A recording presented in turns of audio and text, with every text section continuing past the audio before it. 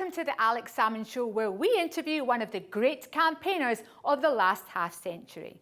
Someone who has graduated from tabloid Target as the most hated man in Britain to a newfound national treasure, with his views now virtually mainstream. Alex interviews Peter Tatchell about his career in political activism before the launch of a new film which tells the story of his lifetime of human rights campaigns.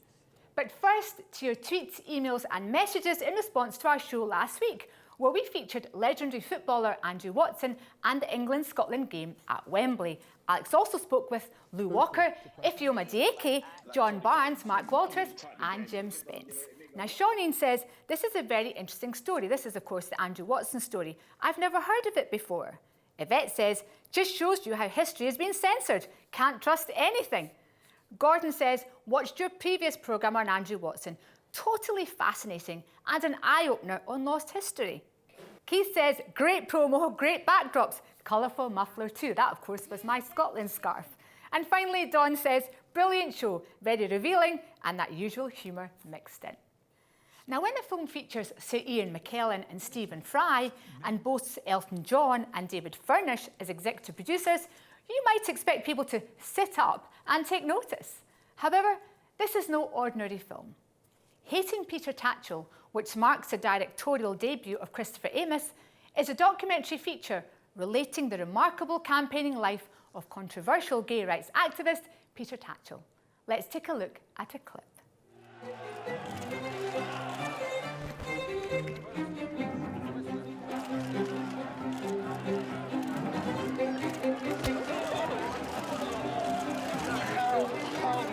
Punched and kicked by anti-gay protesters in Moscow today. Someone protect me, someone protect me! Before being arrested by police. Being targeted for violent attack comes with the territory. Ladies and gentlemen, Peter Tatchell. Stop homophobia in the Commonwealth! Peter Tatchell has devoted his life to crusading for homosexuals. When people in power won't show compassion, sometimes you have to up the ante. He writes the book on how to do a protest. Peter is a performance artist. I am trying to ensure the arrest of a torturer. He deserves recognition for his extraordinary contribution to the happiness of millions who've never heard of him. The whole gay community owes you because of your bravery and your courage. Gay activist Peter Tatchell refused to move on. Please, no, we are not moving away. Does Peter have an ego? Yes, you need an ego to perform. Can you shut up now, I'm not going to shut up. This is not a free and open debate. This is the most disliked man in Britain. From the early days, I thought Peter was a brave mother. We've tried to play by the rules, it hasn't worked. Now we're going to break the rules.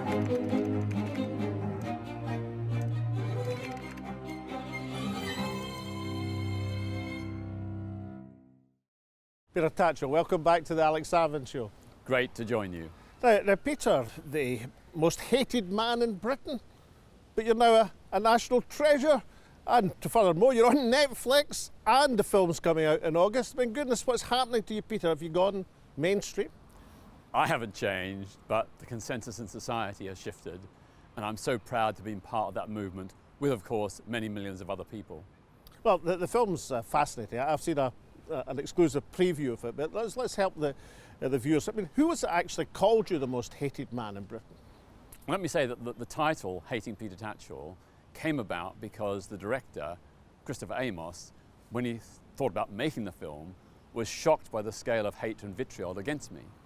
Nowadays, I would say that public opinion has dramatically revised its view of me in the light of my work, not just on LGBT plus rights, but also on human rights in general, because I am a universal human rights campaigner, and I stand to defend the human rights of everyone. Now, let's go back to where it all began in your life as a protester and campaigner. I mean, back to your native Australia.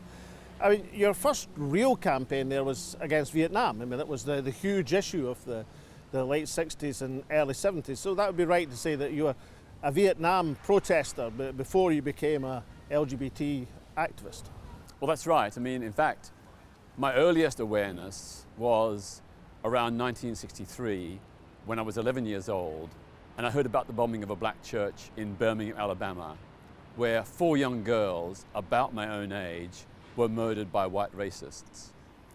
I remember at 11 years of age thinking that was so shocking. And that inspired my interest in and support of the Black Civil Rights Movement led by Dr. Martin Luther King. And ever since, his methods and model of activism has been my template. And so when it came to the war in Vietnam, I was in Australia, and Australia was fighting alongside the Americans in Vietnam. I researched what the war was about and concluded that it was a very unjust war. So I joined with others, and many others, to organise a huge mass protest in my home city of Melbourne against the war. 100,000 people turned out to bring the city centre to a standstill. That was almost 10% of the entire population. And it did mark the turning point when the Australian government finally began to think about withdrawal. So, I mean, most people have read about the anti-war protests in America and how they impacted on American politics. Did they have the same sort of impact in the politics of Australia? Absolutely. I mean, in the 1960s, Australia was gripped by its own version of McCarthyism, an anti-communist witch hunt where anybody with liberal opinions was labelled a communist. I nearly lost my job because I was seen at an anti-Vietnam War protest. I had to fight tooth and nail to retain it. And that was very typical of the era. But the mass protests of that time to demand Australian withdrawal of troops from Vietnam, that did really fundamentally change Australian politics and led eventually to the election of Gough Whitlam's government in the early 1970s. Now, you arrived effectively as a refugee, let's say, in these shores. Were you fleeing from the draft, or was it the repressive anti-homosexual legislation which could have seen you jailed? Well, a bit of both, and it wasn't just the anti-gay laws that existed in Australia at the time, but also other very illiberal laws, the death penalty, the censorship of books and plays, ban on abortion, a woman's right to choose. A whole host of very illiberal measures were in place. But of course, the Vietnam War and my unwillingness to be drafted for that war because I had a conscientious objection, that was the driving force that led me to come to Britain. And I intended to stay only briefly, but the permanent stay... You're still here? Permanent stay is here.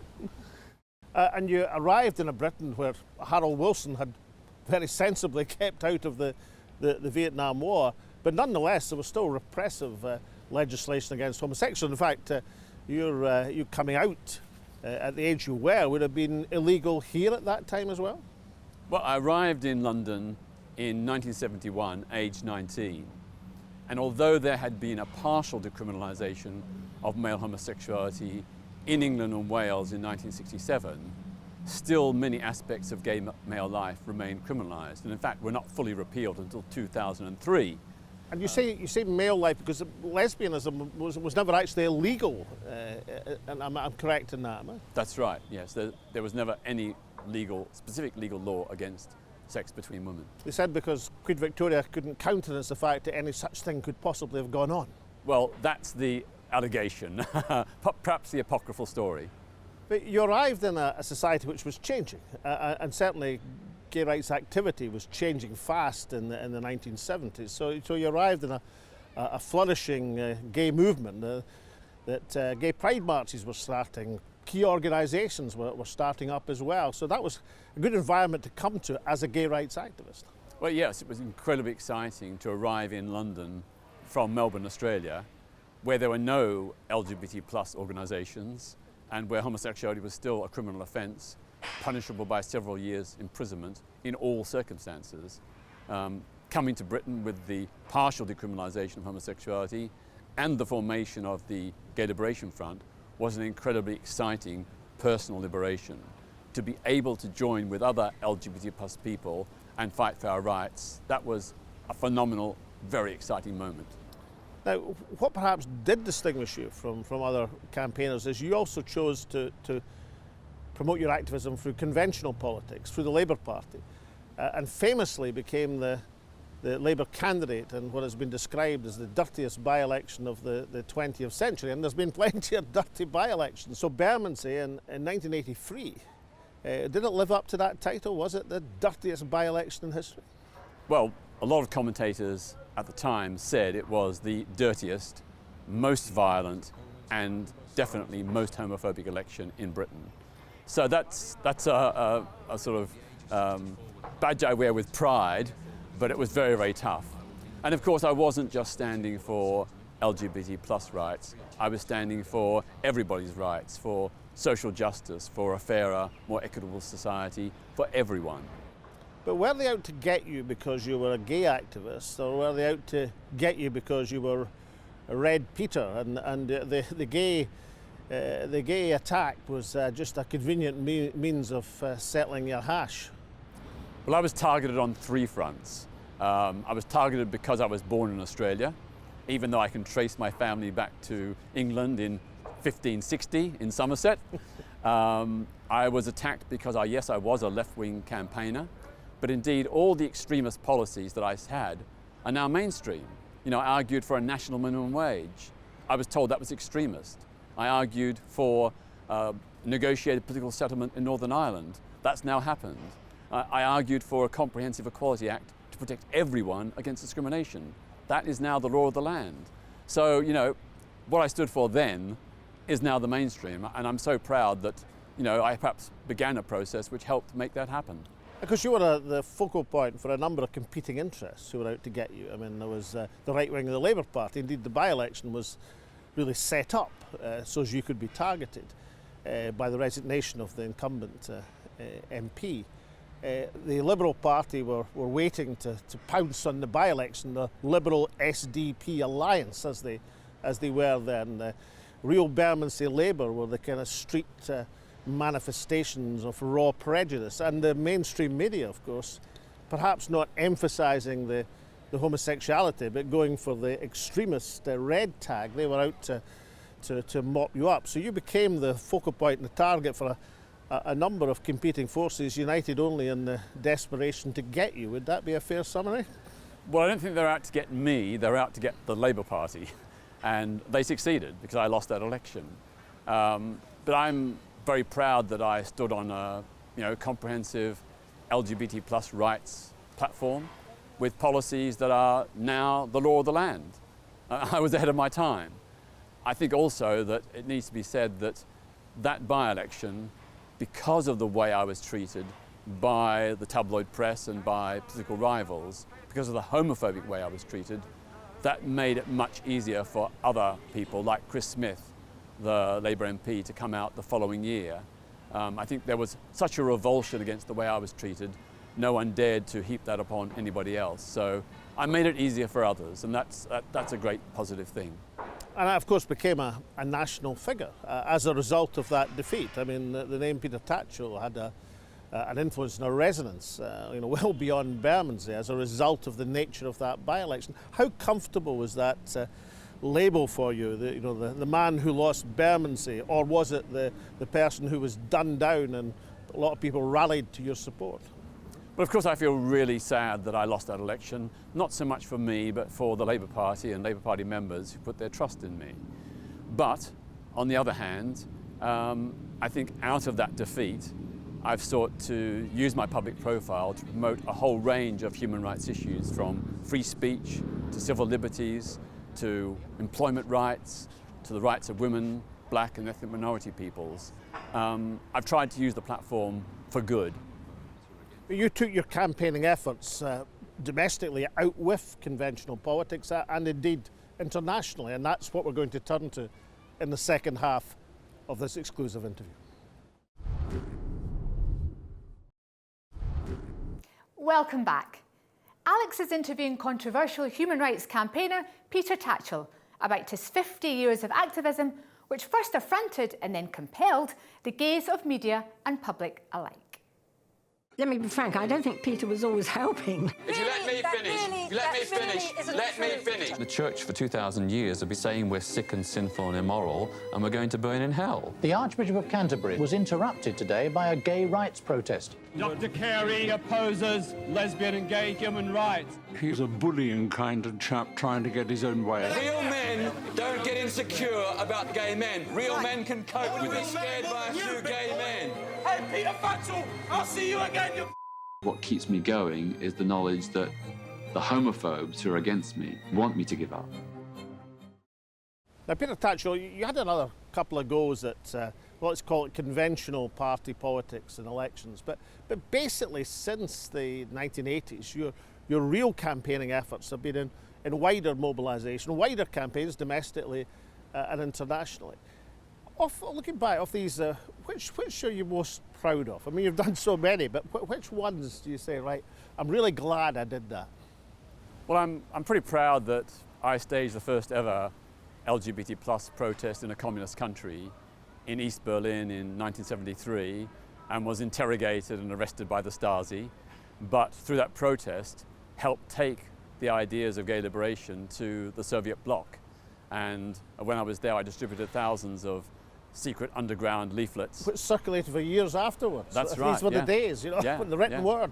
Yeah, and it helped trigger the formation of some of the early underground LGBT plus movements in countries like East Germany, Czechoslovakia, Hungary, and so on.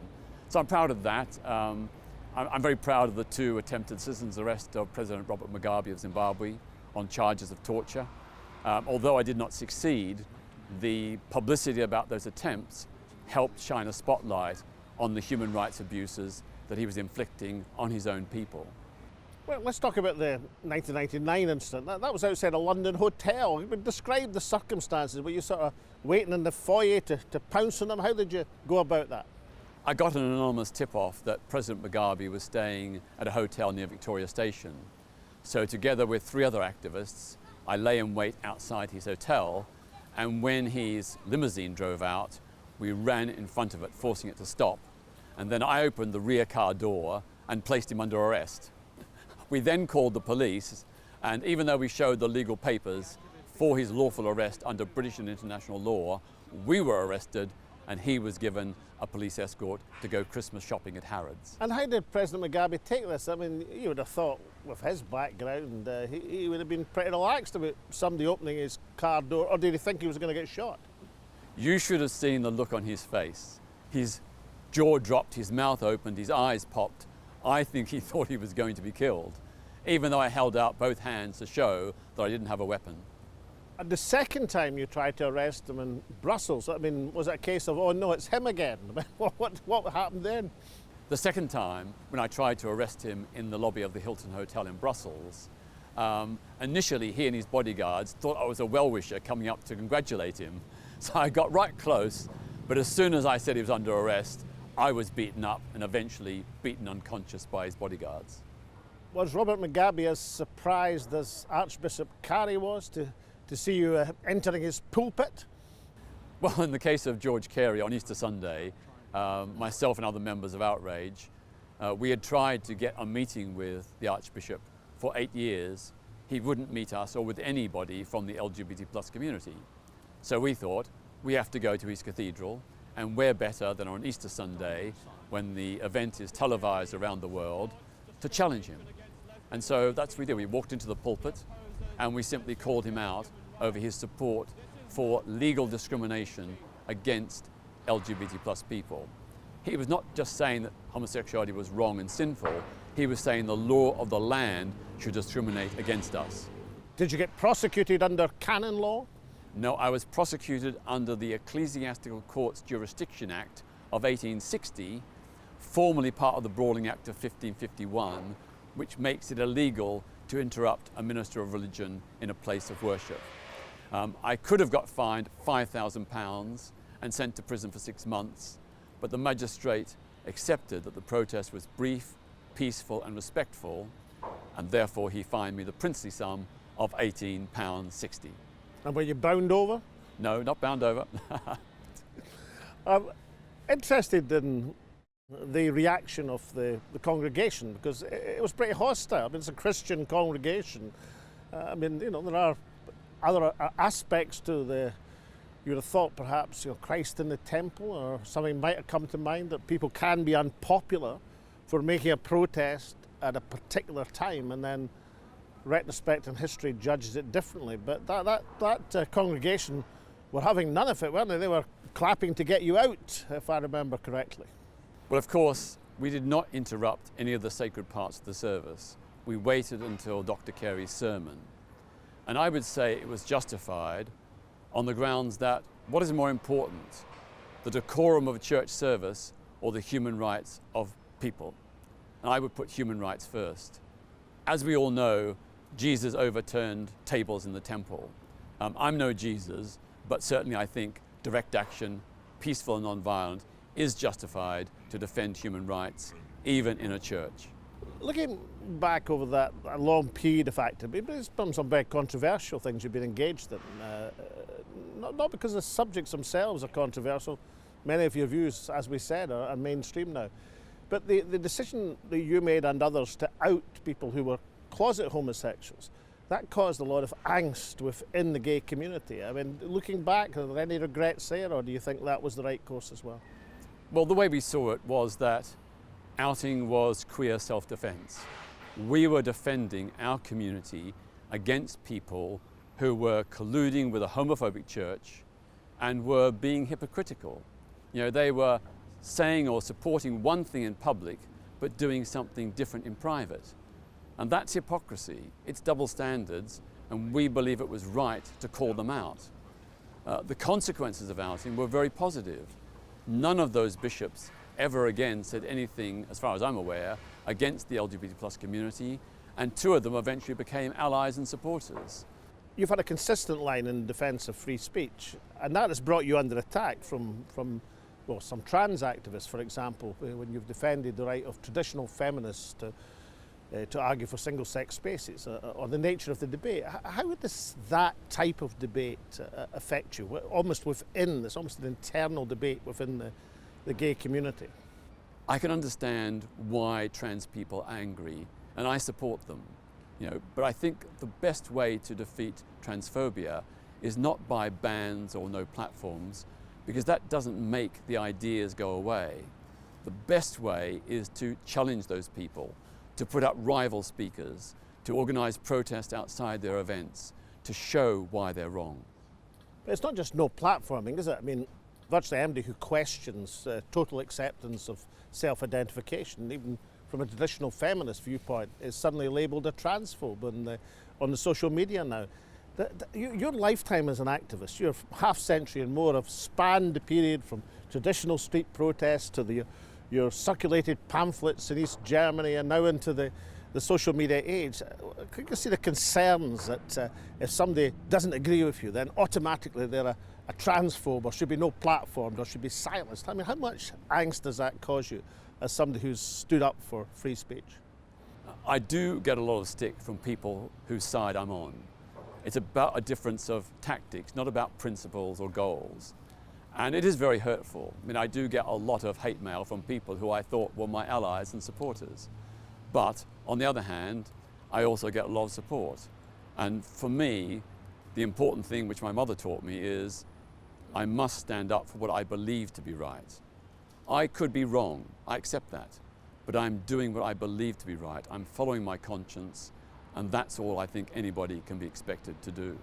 But for the big film coming up, you've rallied some impressive cast lists to your support. So Ian McKellen is doing the interviews, Stephen Fry is speaking, Elton John as the executive producer. I mean, these are huge names. How gratifying is it to see that sort of cast rallying to your side as they look over your lifetime of protest? Well, it is gratifying to think that I've gone from the margins to the mainstream. It's great that well-known public figures understand and support my work. But of course, the most important thing is the average person. And that's why I want them to see the film. Their support is the most important to me. I've got a couple more questions. I mean, this aspect of you becoming mainstream, of the views you pioneered at personal cost back in the 1980s, now becoming generally accepted. It's not kind of worrying this that the establishment say, well, that Peter Tatchell, he's all right here, and we're fine. We'll have him off, demonstrating against President Putin or some international protest. He's all right here now because we can accommodate his views. Is there any sort of niggling worry for you in that? Right or wrong, I'm staying true to my principles, and I'm still on the cutting edge on so many issues. We all expect political democracy. I'm asking, why can't we have economic democracy too? Why can't we have employee and consumer representatives on the boards of private companies and public institutions like the NHS. Those people have knowledge and skills that could help make those institutions operate more effectively, and it is also simply an issue of democracy and fairness. And Peter, looking back on this, I mean, you'll hear the words veteran campaigner, veteran human rights activist, and there's 50 years of protest. I mean, do you think, my goodness, has it been half a century and more? Or do you think, what's the next campaign to fight? What's the next mountain to climb? How does Peter Tatchell survey the present scene? I don't look back much, although this film, Hating Peter Tatchell, has forced me to do so. But I'm always looking forward. Where's the next battle? What's the next justice issue to fight and win? So, you know, I'm ready for another 26 years. I'm 69 now. I'm looking forward to retiring about 95. And in that case, Peter, we'll be sure to have you back in the show to tell us how you're getting on. That would be great. And in the meantime, I hope everyone will remember, don't accept the world as it is, dream of what the world could be, and then help make it happen. That's a great way to finish. There is something irresistible about Peter Tatchell's style of campaigning. Uniquely, he has managed to combine doing outrageous things in a civil and courteous manner. There is no doubt that his actions have been designed to be deliberately provocative. There is no more sensitive time for English Christians than the Easter Mass service in Canterbury Cathedral. Russia, during the World Cup of 2018, would not wish to focus on gay rights in Chechnya, while President Mugabe did not expect to be the subject of a citizen's arrest during his Christmas shopping in London. However, part of the art of protest does depend on targeting the moments which are most precious to your opponents to publicise your message, and therefore detracting from theirs. This also explains why, despite his mild manner, Peter Tatchell has always provoked strong, even violent, reaction. Above all, the Peter Tatchell story underlines the crucial importance of stamina in political campaigning. From being the most badly treated candidate in by-election history to his accolade as the most hated man in Britain, he now surveys a political landscape where many of his views are regarded as mainstream, even conventional. Whether this restless campaigner is altogether comfortable with that new acceptance still remains to be seen. It would not be surprising if the mainstream media had to dust down their outrage headlines about Peter Tatchell once again. But for now, from myself, Alex, and all at the show, stay safe, and we hope to see you all again next week.